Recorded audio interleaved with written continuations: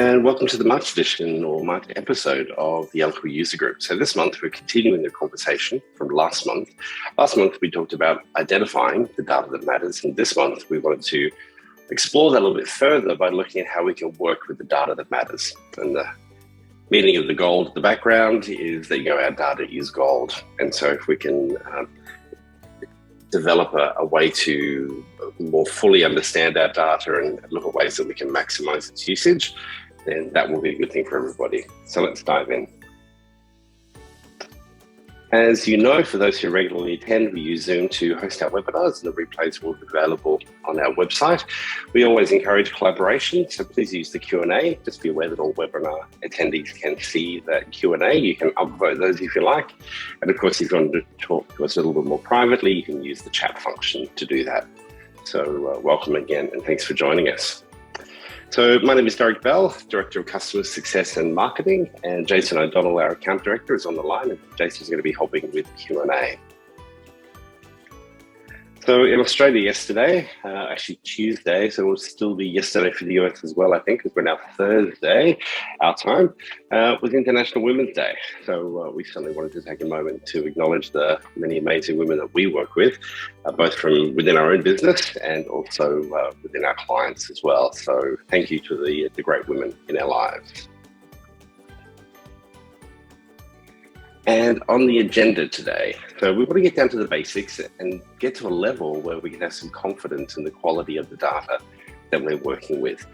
We'll look at some ways you can use Eloqua to help you check the quality of that data and cleanse it as needed.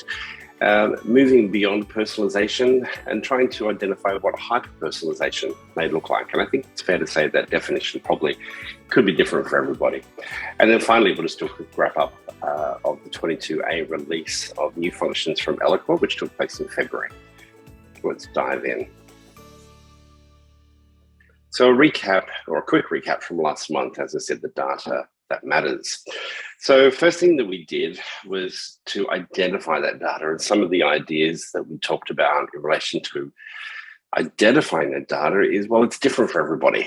And so depending on your organization, if you're in financial services or in university or potentially in other forms of adult education, etc., that key data that you need, often an easy way to quickly identify it is what's needed by the sales team in order to identify a lead. So depending on your organization, it could be, for instance, at least first name, last name, and a cell phone number. It could be first name, last name, industry, a phone number, maybe some geographical information. So really getting down to what are the key points of data that matter. Now, from your point of view as a marketing team, you obviously want to personalize your experiences a little bit further. And certainly higher education universities are a good one there, because we're looking at identifying an individual's key study interest. What is that one thing that they really want to do? The other key thing that most universities need to know is, when does an individual plan to begin or commence their studies? So what's their first year of uni going to look like? Because that will gear you up for all sorts of communications, open day invitations, and all sorts of things. So getting down to understanding what the data is that really matters to you is clearly going to depend and be different for every organization. So from there, we move to the form design editor, because really the form is the primary way that you've got to actually capture that data. And so you may do it for a whole range of different things. Different campaigns, etc. We talked about the importance of progressive profiling, and we talked about the fundamentals, and then we talked a bit further about smarter form use, and certainly progressive profiling is one of those. Having forms pre-populate as well. So utilizing the Eloqua form on an Eloqua landing page versus potentially just using the CMS. And so, as we've always said, it's never really a binary exercise. We don't use the CMS or use Eloqua landing pages. We use them to complement each other and determine which one's going to deliver the best experience in the context of the person you're talking to, and also the campaign objectives that you've got at the same time. So you're pre-populating your forms, progressive profiling, using processing steps to be really smart about the distribution of that data that's captured. So yes, it goes into Eloqua, maybe it goes into custom objects, but hopefully it's also pushed into a CRM platform of some sort where the rest of the business is able to access that information and act on the requests or the interests that are expressed by the individual. Okay, so getting down to the basics. First one is having confidence in the quality of your data. And in my discussions with clients, this is so varied. There are clients who are nervous to even have the person's first name in an email because, one example I have is a client who had a colleague who mistakenly uploaded about 5,000 contacts, but had done some filtering in Excel. So while Mary was Mary, she was now George because her name had been moved down one row, as had the other 5,000. So it's just some bad filtering in Excel and then really not looking at that data closely before it was uploaded. So that you kind of messed them up for a bit and they had to go back and do a little bit of scrubbing and cleaning to fix those sorts of things, but she's been traumatized by that. That was like 2 years ago. And so she's still hesitant to use first name. So that's one end of the extreme.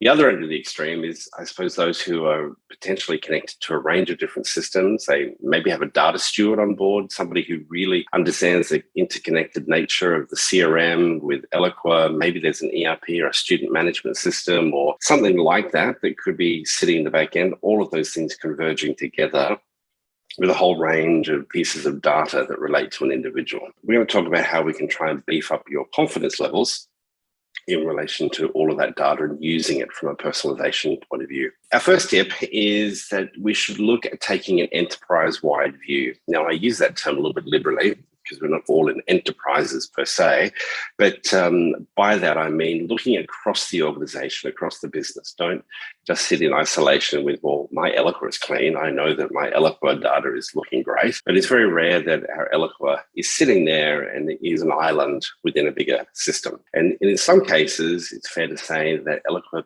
perhaps is not even the source of truth for some of this information, that perhaps if it's connected to a CRM, it's really the CRM that is the source of truth. So thinking all those things through, don't act or think in a silo as you go through that process. Number two, to help you build confidence, again, is to know the source of your data, understand where the data is coming from, where it's going to, and typically understanding the source of truth. That's usually the key thing that you're trying to understand. So that source of truth is which piece of data is the most accurate that I should be looking at and which is the foundation for everything else. So if you look at Eloqua, an easy example is usually account data is not the source. Eloqua is not the source of truth. Eloqua is really just reading that information, typically from a CRM platform. However, when you look at information like people opening of emails, clicking on landing pages and downloading things and all those sorts of that digital body language, Eloqua is absolutely the source of truth. And so Eloqua can then share that information with the CRM and other parts of the business. So understanding where the source of truth is and where to go to look for that source of truth, again, will give you more confidence, especially when you start to think about doing updates to data. You want to make sure you update it in the right place so that the source of truth is correct. Then once you really understand number two, number three becomes a little bit easier because you need to be able to understand the impact of any corrections or edits that you make. One example from making corrections or changes could be in Eloqua, for example, with pick lists. You may use a whole range of different pick lists, for instance, but one of the golden rules that we would encourage you to have is never, ever edit or change an existing pick list. Or if you're going to do a new campaign, you can go ahead and duplicate it, that's fine, but never make changes to it because you never know where that particular pick list is being used and which campaigns it's being used in and so on and so forth. So understanding that that is the source of truth in that instance. So just be careful sometimes with the things that we try to change.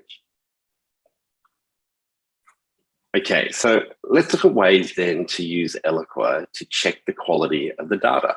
And I like this photograph of the police here sort of lining up, being that protection for us. They're protecting everybody and we need somebody to sort of stand there and look at our data. Not literally, of course, we use Eloqua to do that, but let's have a closer look at some of the ways Eloqua can help.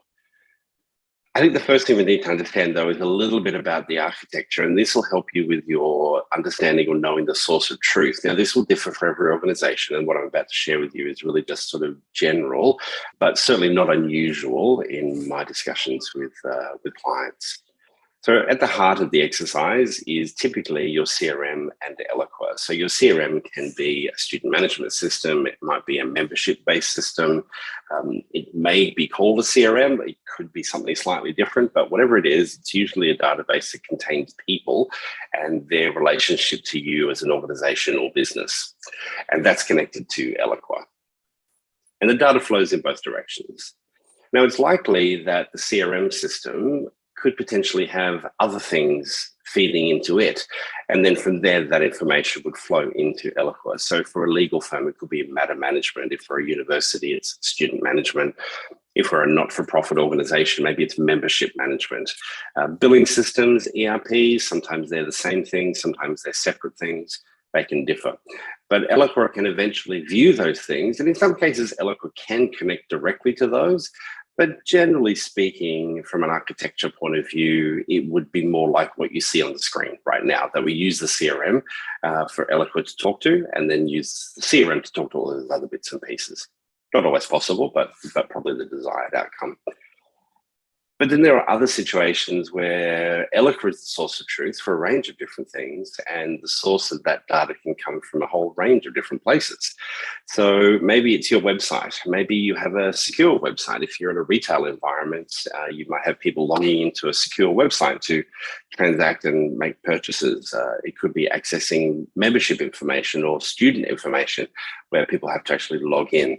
So if what they're doing in there and the things that they're clicking on and downloading and accessing is of value to you as a marketer, then that information can also be brought into Eloqua. Then we've got social. Don't forget social. So social, we can't see what people are doing on social. We can't see that they've clicked on a particular post on Facebook or shared a particular something on LinkedIn. But certainly those social platforms do have paid advertising options where you can present forms to people, and then data will flow from there directly into Eloqua. So that can be another way that data comes into the platform. So channel partners, perhaps depending on your organization and how you work in your business ecosystem, whether you're in B2B or potentially even B2C type environments, then channel partners as well could be something that you look at. You might have information contained on those pages or calls to action and those sorts of things. So all different types of sources of truth. But if we look at Eloqua from a sort of a primary data input point of view, then we start to look at forms. Forms from a marketing point of view are literally the way that we capture information. The form on screen right now is actually the form that you completed in order to be here with us today. So thanks for joining us. So that particular form then sat on an Eloqua landing page, and the experience it delivered will vary. So the form that you see on the screen right now, quite possibly, is a little bit different to the form you saw when you registered. And I don't expect you to remember, by the way. That's half the point. Half the point is it's meant to be reasonably seamless. So if we know your first name, your last name, your company name, those things are kind of hidden away. We use progressive profiling to take care of those. We don't need to ask you those things again. But of course, we always need to confirm work email address and your preferred webinar. And then I think from memory, it's where in the world are you is always presented to people from a confirmation point of view. And then, of course, we just need to know if you'd like an SMS reminder as well. So, but the rest of what you see there is progressive profiling. So for some people, that form can actually be very short. For an unknown individual reaching our page, it probably would look something a little bit like this. But we suppose there are all sorts of thoughts and theories as to how many questions you should ask. In this example, our justification here is that we're offering something for nothing, but hopefully you're getting value from it. And so from our point of view, if we can better profile the individuals who are subscribing to the user group, then we can better adjust our messaging and tailor that experience a little bit better for them. So that's one example. I was trying to work out what to call this session or this particular slide, and a thinking person's approach was what I arrived at. So these are things that I would suggest to you to think about from an overall point of view when you start to think about really wanting to do more with your data. So the fundamental one is pour data in, pour data out. So if we're sloppy with the updates that we make, if we're sloppy, if we're using Excel spreadsheets to upload data, which is never really the best idea, but in some cases it's just simply the option that we have, so that's okay. We need to make sure that data is scrubbed and clean and is looking good before we load it into Eloqua. Much easier to do at that point. Avoiding free text fields on forms where possible. So from a form point of view, and this is also when you think about it from a mobile first point of view, avoiding free text fields as much as possible is a great idea. Now, of course, we need email, first name, last name, and maybe company name if you're in a B2B environment. They need to be free text, obviously, but there's really no reason why hopefully the rest of the questions we ask can't either be checkboxes or single select pick lists. From a mobile first point of view, certainly accessing a single select pick list on a mobile device is a much nicer experience than potentially having to type in responses, etc. So something to think about there. Ensure your pick lists are clean and accurate. Let me point out what I mean there when I say accurate. So this is the settings area of Eloqua where you can access pick lists. You may not have access to this area. You may use the form itself to create your pick list. Same data, just looking at it slightly differently. But fundamentally, it's the same in that we have an option value and an option name. If we're working in isolation and Eloqua is not connected to anything, then that's okay. That you can kind of not be too fussed about the option value and option name. However, if we're connected to a CRM platform, we need to make sure that option value correlates with the CRM platform so that when the data flows through, that it matches up. So keeping in mind the option name is what you present. That's what the person sees, when they access your form. So if I'm seeing this as a pick list on a form, I will see Arizona. I won't see AZ or AZ in the background. However, what Eloqua passes back to the CRM is the option value, and that's what gets displayed. So from an integration point of view, that becomes really important. If what you're doing is not in the context of integration, it could be, how did you enjoy the webinar? Responses 1 through 5, well, that's fine. It's just in isolation. It stays in Eloqua. It doesn't really matter. But just something to be aware of. And that's what I'd say when I say clean, that's what I'm referring to. So the tip is, I think I mentioned this earlier, is never edit an existing pick list. Same goes for things like field merges and other parts of Eloqua as well. Never edit those. You're welcome to recycle and use them again. If you are going to use them in a new campaign, and they don't need modifying, that's perfectly fine. You don't need to create a new one every single time if it's exactly the same. However, if you are going to make changes, just don't edit it. Create your own save as or duplicate the pick list and go from there. Eloqua programs are a great way to really help you manage the data as well. So that's the program canvas. So for some of you on the line who may have been using Eloqua for quite some time, you're probably quite familiar with Program Builder. And if you've really been using Eloqua for quite some time, you might remember that we actually used to use the Program Builder to deliver campaigns. That was before we had the campaign canvas. That was a long time ago. So, but the program canvas is a more modern take essentially on Program Builder. Both are still available for you to use. We'd certainly encourage you to lean towards using Program Canvas. It's certainly an easier interface to play with. It's a more modern interface. One of the key things that is so good about it is it's faster than Program Builder. So it's able to perform functions quicker. And it also enables you to access a range of apps, just like the campaign canvas can have apps added to it from third-party organizations. You can do the same with the program canvas. Now, from a data cleansing point of view, it's fantastic. And one example of an app that you may have used already is the contact washing machine. And you can use the contact washing machine on both the campaign canvas and also on the program canvas. So you've got access to both there. We have one client who has a lot of, from memory, it's a university client, and they're just looking at ways to constantly scrub data. And it has to do, I think, from memory in relation to primary interests and dropping people into certain parts of the platform, etc. And so these programs are just always on. And so once a day they run through. It can be more frequent than once a day, but they chose once a day. It's just kind of running through, looking, searching with certain parameters, and scrubbing and cleaning and updating things. So the program canvas has a range of applications.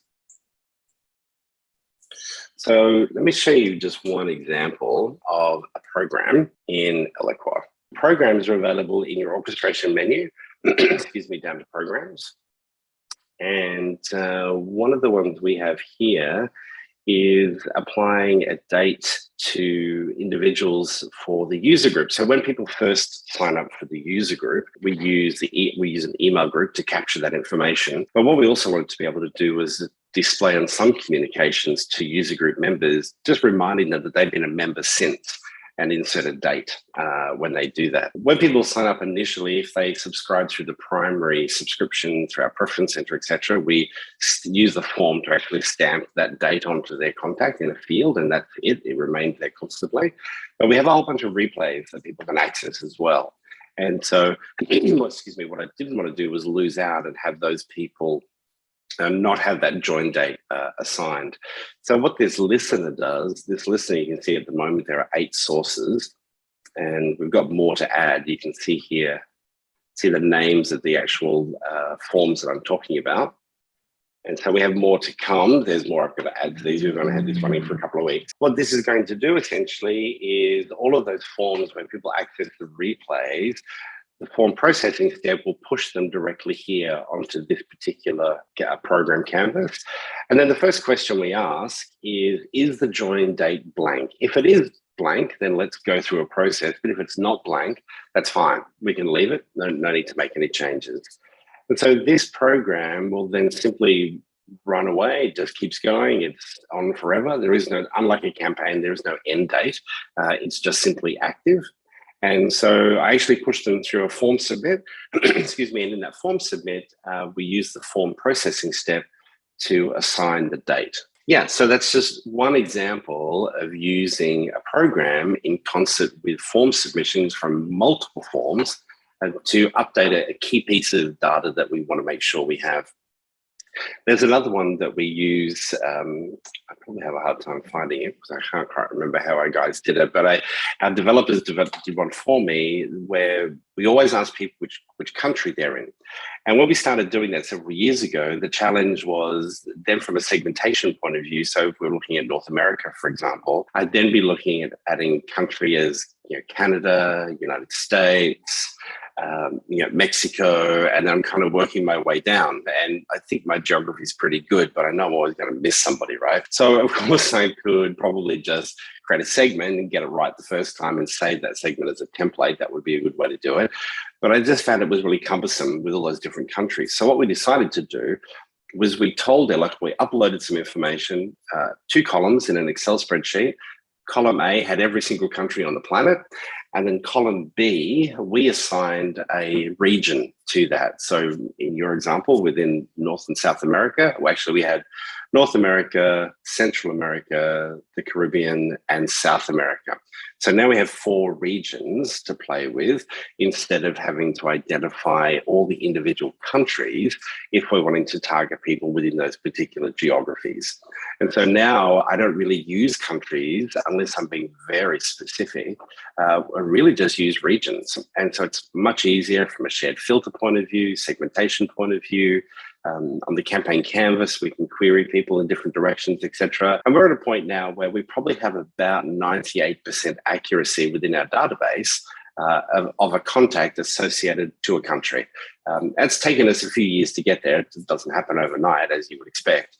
But it certainly makes our targeting, at least from a geographical point of view, then usually the next level down is industry, makes it a lot easier. So now what happens, people come into Eloqua, they fill in a form, they tell us which country they're in, and then usually within, I think it's 15 minutes, Eloqua picks up that somebody is in Canada, for example, and then Eloqua will automatically populate the region field with North America.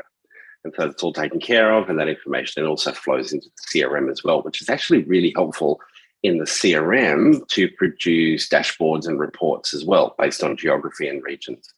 So that just happens in the background. So the program canvas takes care of that, executes that for me. I don't have to worry about it, but it's incredibly helpful. So have a think about that. A good example there is if you know X equals Y in every single example, then that's where you could do something like that I just described.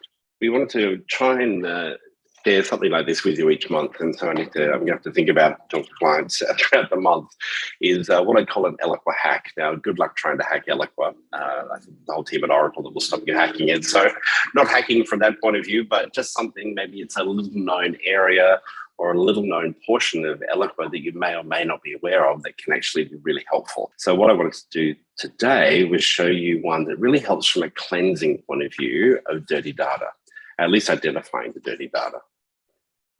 And it has to do with the managing fields and view area. So I'll jump here and show you in Eloqua in just a moment, but I just want to give you an overview first. So what the manage fields and view area does, there's an option there called field population. And what field population allows you to do is identify an individual contact field, and then, or an account field, but in this case, a contact field, and then look at the values that are populated within that particular field. So if you look at this one, you'll notice looking at, this is Marketing Cube's instance in relation to clients. Well, actually the whole database, I should say. So we have, breaking down to state level, we have pretty good data there, as you see as it scrolls through. But if we go down further, and we'll jump in here and have a look in a moment, we need to make sure that the field value is consistent, because that's going to make our segmentation so much easier. So the contact here, essentially what this is telling you is that, for example, we have 15 contacts in Eloqua who are in Illinois. Or if you look at the top number there, we have 3,286 unique individuals who have a state value of New South Wales here in Australia. So the challenge can come sometimes, and certainly depending on the CRM platform, that can be a little bit to blame. Some CRM platforms don't give you the ability to present a single select pick list. They have a free text field. And when it comes to acronyms or abbreviations, everybody does it differently. So in Australia, NSW, as we like to call it, New South Wales, most people would present it as that last option there, NSW. However, some people like to do N, full stop, S, full stop, W. And then maybe if they're new to the country and aren't familiar, they might actually spell it out completely as New South Wales. No one ever really does that. But that it can happen, right? And so what happens there is you have three very different values that, while we all know they mean the same thing, as far as from a data point of view, as far as Eloqua is concerned, they're three unique values. And so that's seriously going to impede your ability to do segmentation well and be accurate. So let's jump in and take a closer look at what that looks like. So we access that from the settings area at the back end there of Eloqua. We'll zoom in a bit so you can see that a little easier. Then we jump into manage fields and views. Now you'll notice here that you've got contact fields and account fields. So here's the contact fields. Let me just go to that state. That was the particular field I was showing you there a moment ago. The secret button is a little button right down the bottom in the left-hand corner that if you weren't really looking, you might even miss. So we click on a view, you'll open a new tab. And once that loads, you'll start to see the information as it sits here. So keeping in mind this particular field is state, and we actually use it for multiple states, not just Australia. That's a legacy naming convention from there. Now, I know the data here. So for instance, I'm pretty sure these here are regions or states within New Zealand. Then we've got British Columbia, now USA. Now I'm pretty sure there's no state called USA. So what can I do to fix that? Well, there's a range of things you can do. You're not going to know, for example, what state that should be, but what you can do is head off to segments, for example. And if we jump into segments, there are a few ways you can do it. So if I remove that one, and so the easiest way to do the troubleshooting is to grab your contact. So compare contact fields, find the field in question. It was state AU. And we were looking specifically at, let's say, contained USA. Let's see what happens. Let's see what comes back. So I should arguably get two contacts. Yes, brilliant. Okay. So we click on view, and there we go. We've got two individuals there. And if I scroll all the way across to geography, there we go. Okay, there's the problem. So we've got country USA and state or province USA. So in reality, what I could probably do is just go straight to these two contacts and delete them, or not delete them, sorry, but delete the values from those fields. But when I talked earlier about knowing the source of truth for your data, so in our world, we're connected to a CRM. If I go into Eloqua right now, which I am, if I go to the contact and then remove those values from that field, either of those two fields, that's fine. But within about 5 or 10 minutes, that will be pre-populated again because the CRM is in fact our source of truth for this information. Now, it all depends on how your integration is set up. So you need to have a chat to your administrator to get clarity on that particular point. But from a best practice point of view, what I would do here is actually go into our CRM, identify those two individuals and remove that information from their contact in the CRM. And that change will then flow directly here into Eloqua. So if you're able to control that experience and you know what you're doing and you know the source of truth is actually here in Eloqua, then another way you can do it is here. So if I click on edit, so you click on the little chevron, click on edit, you'll get a pop-up window. This is the little hack that I was trying to share with you. And so we've got original value USA and new value is blank. So if I leave that as it is, you can select save. So this message that you're seeing here basically is Eloqua saying, that's fine, I can do what you're asking, but I can only do up to 50,000 contacts, at a time. Hopefully that won't ever be an issue for you, but if it is, then you just need to repeat the process a couple of times. So it goes through the process. We can say save and close. And close, there we go. And the screen will refresh. And if we look down there now, you'll notice there's no USA. So because they've set it to blank, they've now populated up here. They're now sitting here in the blank area. But as I said, in this particular example, in our particular instance of Eloqua, that will repopulate again within a few moments. But again, understanding the format of the flow of your data is critical in that process. All right, let's jump into the next section. So moving beyond personalization and into hyper-personalization. And I suppose part of the question here, we have to think about, well, what is hyper-personalization in our world and what does it look like? So as I've said here, it really can be a mix of things, but those things must relate to the people you're targeting in your campaign. The hyper-personalization can happen in two ways. It can happen at the very beginning from a segmentation point of view, or that hyper-personalization can be something that you actually present to an individual. So it could be what they see when they open the email and the language that you use in that email or potentially on a landing page. But don't dismiss segmentation as a way of hyper-personalization. It could be that you arrive at a segment for an event where you've got 85 people versus initially you had a list of 2,500 people. And so hyper-personalization could be that those 85 people are really the 85 people that you want at the event. We all know if you want to get 100 people in the front door, you probably need to invite 5,000 to get 100 in the door, whatever the numbers might be in your world. So let's hyper-personalize. Let's think about that as an approach. So what can those things be? So they can be expressed or implied. So an individual may potentially have said very specifically to you that they need certain things. They've identified a particular product or service, etc. Or there can be implied interest. So that implied interest can be things, for instance, they've visited certain pages on the website. They seem to be fairly well engaged across certain pages with different downloads and so on and so forth. Profile data is obviously another common way that you can hyper-personalize because that profile data is very often used from a segmentation point of view, but also from a field merge point of view. So the actual name, but let's say if we're in financial services, it could be around bringing in the name of the particular investment that the person is working on. If I'm a prospective student looking to study at university, you may be listing out potentially courses that they've told you that they're interested in. So you're sort of sharing that information back to them and then giving them more details about those. So that becomes a more personalized experience and use of profile data, which you can pull from custom objects or potentially from the Eloqua contact as well. Now, personas can also be another great way to tailor that experience that you're delivering.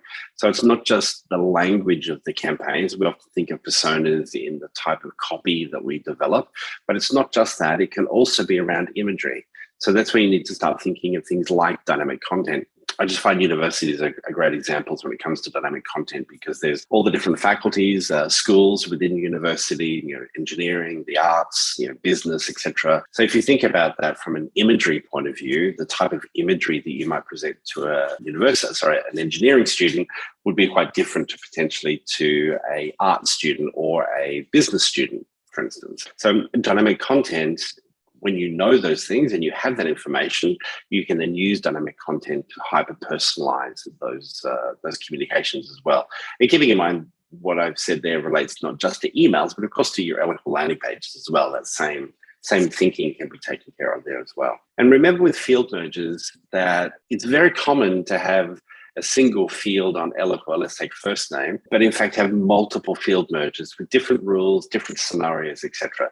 The same rule I mentioned earlier about never editing pick lists really applies to field merges as well. Don't edit field merges. If there's one available that you know what it's going to do, then that's fine. You can use it. You don't have to create a brand new one every time for your campaign. But if you do need to create one for your campaign that's a little bit specific, then you should create your own. Don't edit an existing one, because again, you never know where it's being used and what you might mess up on the way. This is a little bit of it's a Derek quote, but it's a Derek quote sourced from an old friend of mine who had an ad agency many years ago. And his favorite expression was, something, it was their slogan, I can't even quite remember, but what I do remember is that section at the end there. So hyper-personalization without the right data is like trying to wink at someone in the dark. And so obviously winking at someone in the dark is a fairly ineffective use of your time. We want to make sure that we have the right data in place to deliver the best experience. So what I thought I'd do is run you through some examples or a suggested approach, I suppose. And from that hyper-personalization question, it's a little bit of a chicken and the egg discussion, sort of which comes first. Do we build our audiences first because of a group of people with a shared common data point? So you might go into segments and you might say, if you're in financial services, it could be, give me every prospective client who has expressed an interest in this particular product. If it's in higher ed, it could be interests in particular courses of study, etc. So they're your sort of common data points. Then once you've got that list of individuals together, then you actually need to look at the data. Or do you start with the campaign objective? I'd argue maybe you probably should start with the campaign objective, but I don't think it's a binary exercise. There have been examples where personally we've been looking through our own data here at Marketing Cube and just looking at segments and applying filters, and you begin to uncover, well, actually, hang on a minute, there's a big chunk of people here that have certainly done this, this, and this. And if we hadn't looked at the data, we probably really would not have known that. So sometimes the data in and of itself can reveal a campaign. So it's not a binary exercise, but they certainly do work together. So let's jump in and have a look at where you could start from a hyper-personalization point of view. The one thing that I thought most of us do is newsletters. It might seem a bit mundane in the context of things, but it's often the mainstay of many of our marketing efforts, is that consistent newsletter, sharing of information, thought leadership. But it's probably the easiest place to start from a personalization, hyper-personalization point of view. So first of all, what's the primary goal of the newsletter? Is the primary goal simply to be informative? Is the primary goal to get people to click through, to inquire, etc.? Is the newsletter going potentially to a mixed group of individuals? Is it being sent both to customers and to prospective customers, or is it being sent to students and prospective students? I'd argue if that's the case, then we've kind of got a bit of a mixed objective in relation to that particular content. So the key thing there is to know your audience. Once you've got that segment, look at the audience and understand who's in there. And if you do have a big division between customers and prospective customers, that's one example, then maybe there's some room to do a little bit more tailoring. And we'll talk about that here in just a moment. One of the other key things, of course, is creating content that's going to resonate. So we can be over here with our content strategy and merrily creating great content, but if we're doing that in isolation and not actually looking at the people who have proactively subscribed or those that we intend to be the audience, we need to make sure there's a connection between the two. And obviously connecting with business goals at the same time. So tailor your newsletter a little bit better to suit those recipients. And we can certainly show you some ways to do that here in just a minute. Imagery is another really strong one. So imagery and words together can make a huge difference, the right words for the right audience. And so if we treat everyone that gets the newsletter as one individual, it's just one person, then we're not going to get a big change. So let's have a look at an example of maybe how we could bring in things like dynamic content to make it a little bit smarter. So what I've done here is I've just kind of looked at the basic format of a newsletter. For instance, you'll have a hero image of some sort, maybe some introduction text, and then a series of articles. And you may not have 6 articles, that may be a little bit excessive. But from a content point of view, maybe 6 articles is what you need because we're going to do something like I'm just about to share. The first 2, the hero image and introduction, they could be static or they could be dynamic content. Dynamic content would be nice if there's imagery that supports industry or other variables that you might have based on those individuals. That would be a really good idea. Then Article A, for example, perhaps this is your primary news item. This is what everybody sees. You don't care if they're a customer, or if they're a current student, if they're a current investor, you're a current client, whatever the case may be, this is your primary article and everybody gets to see that. However, once you move down, we then look at articles B and C. And so these 2 articles are now only going to be presented directly to customers, existing students or members. And so that means the language that you use in the copy for those 2 pieces of communication can speak to the customer, not in vague terms because you're not sure who's reading it and you don't know if they're a customer or a prospect. Let's be clear, if we know they're a customer and the data tells us they're a customer, let's speak to them as though they're a customer. Then we might move down, and now articles D and E for prospective customers. So again, the language now becomes a little bit different, and the calls to action, again, are probably going to be a little bit different than it is for a customer. It may be for customers, if you think just in real basic terms, maybe there's a direct phone number customers call, or maybe you could even include details of their particular account manager or account director, for instance, and their phone number that the customer could call. However, once we're talking to prospective customers, calls to action become a little bit different. It's maybe there's a more general call center, and maybe it's a sales line versus the customer service line, for instance, that they call through on. Then the last one is maybe this one is potentially also for customers, but only those who have a specific product. So if they have a specific product, then that's what customers see. So if we look at this example, what you'll see is that a customer will see a hero image and introduction. The customer sees article A. The customer also sees B and C, so that's 3 articles. And then depending on which product the customer has, they may in fact also see article F, but maybe not, depends, right? And then of course, if I'm a prospect, I'll see the hero image, the introduction. I also get article A, but as a prospective customer, all I'm going to see is article A, D, and E. And that's all so easily done using dynamic content, but of course relies on good quality data. Now, as with anything with dynamic content, you must always have defaults in place as well. So the default can in fact be blank, by the way. You don't have to put any content in to the default. So we've done that over time with different things, but often the default is preferred, especially if there's only one thing in your newsletter. But in this case, there's a mix of things. So no one's going to receive a newsletter with absolutely nothing. Okay. Okay, just checking our Q&A. Okay, no, we don't seem to have any questions there. And the chat's looking good. All right, try this one for your next event. So again, hyper-personalization can really make a difference here, because while you're only running one event, let's say whether it's an in-person event or even a webinar, the way you get a C-level executive to attend your event versus getting potentially, say, a vice president or a director or a manager to attend could be a little bit different.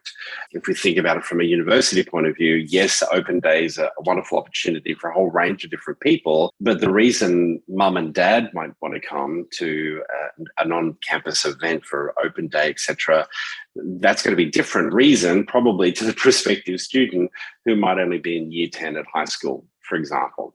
So different audiences will need to be sold the event in a slightly different way. I typically find, from my point of view, when I do my segmentation, we'll typically create a whole range of variables or filters. It's then that I look at the data at a much closer detail to then work out the level of dynamic content that I'm going to play with.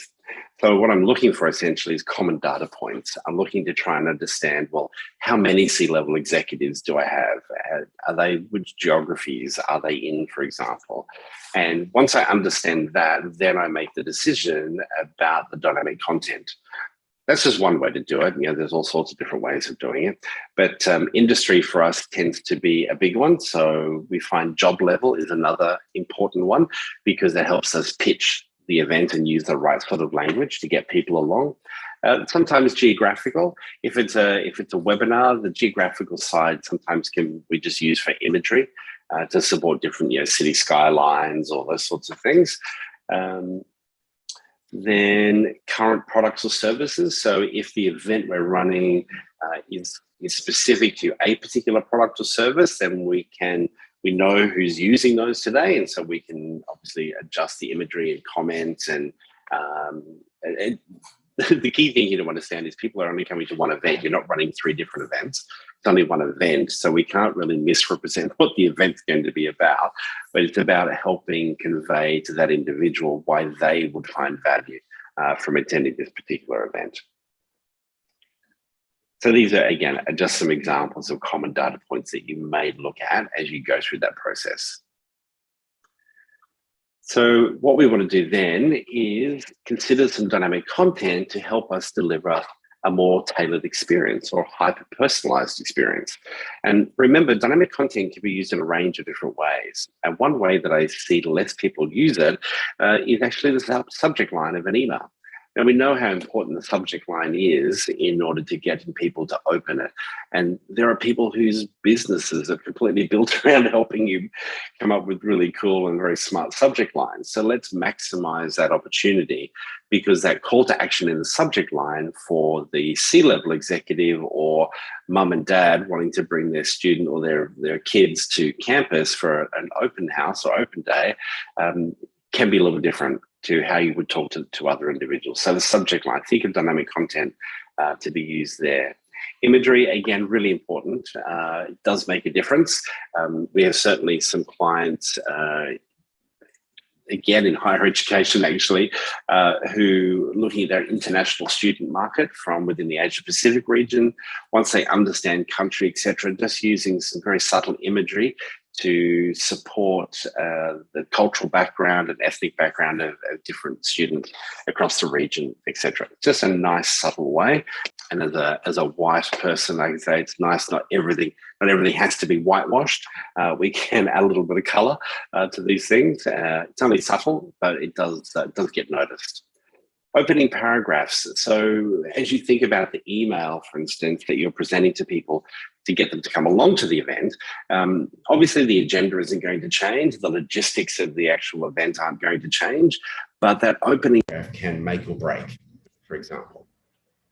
And so that process can be taken advantage of, and you can maximize that by using some dynamic content, maybe just in that opening paragraph.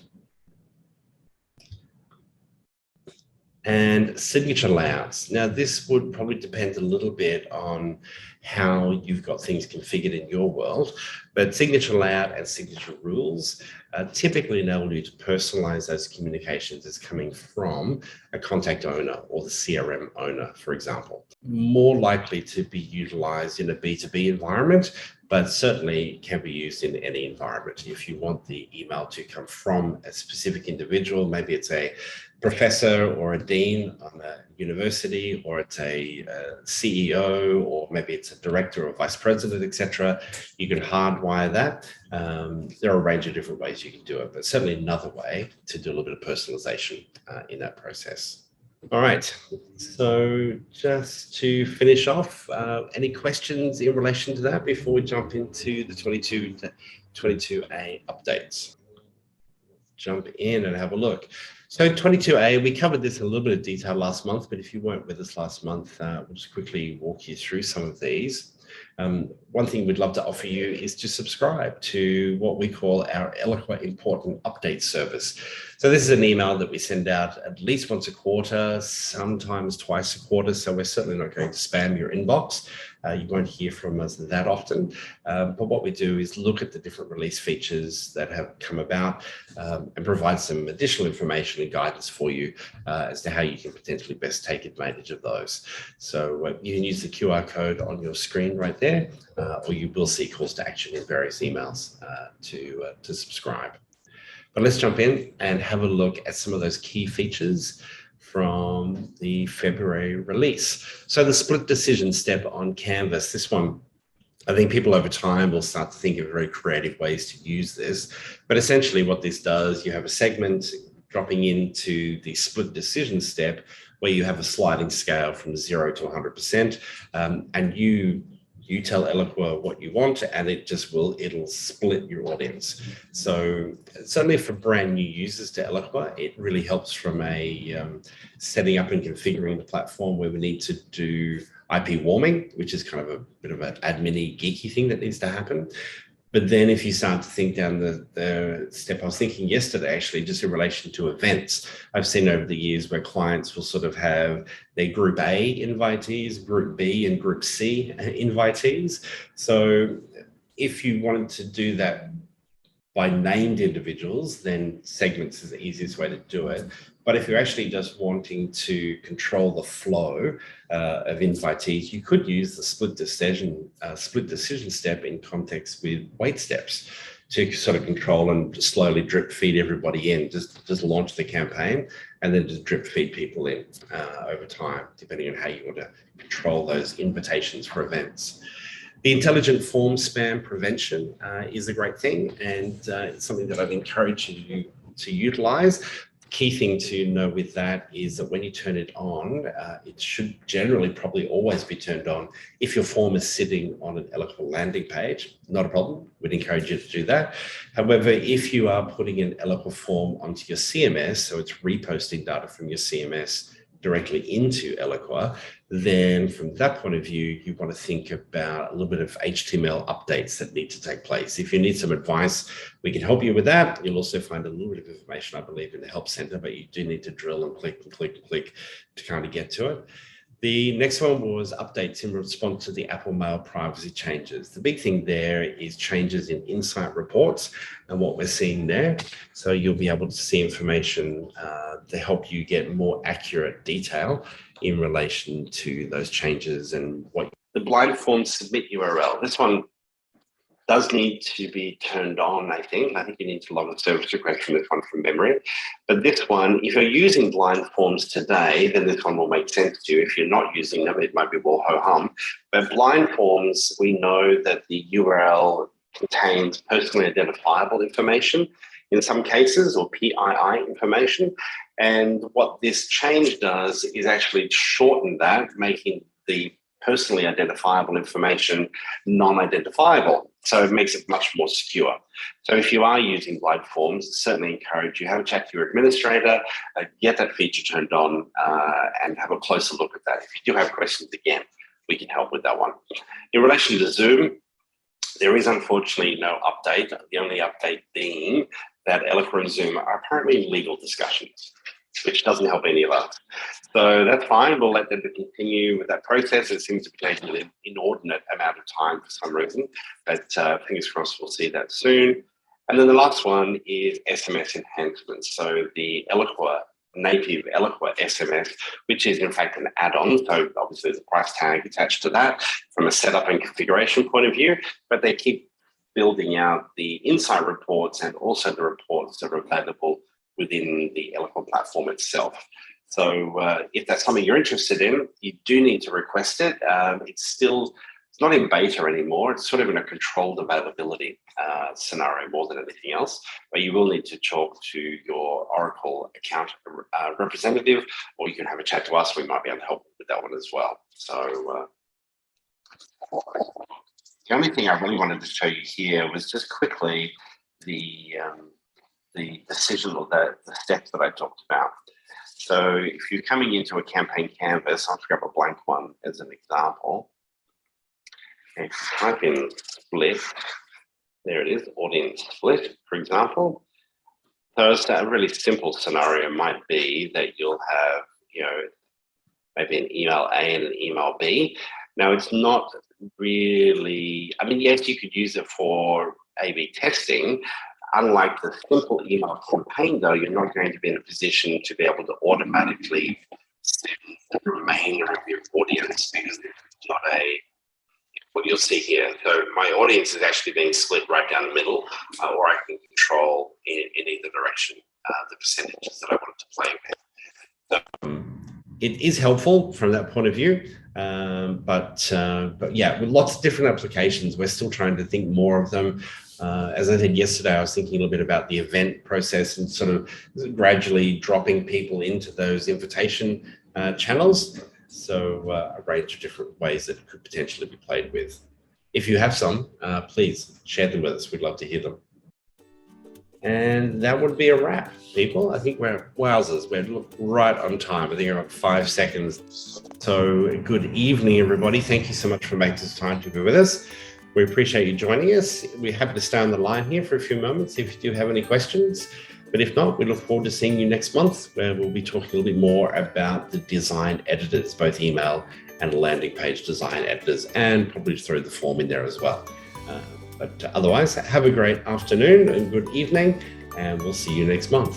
Thanks very much, everybody.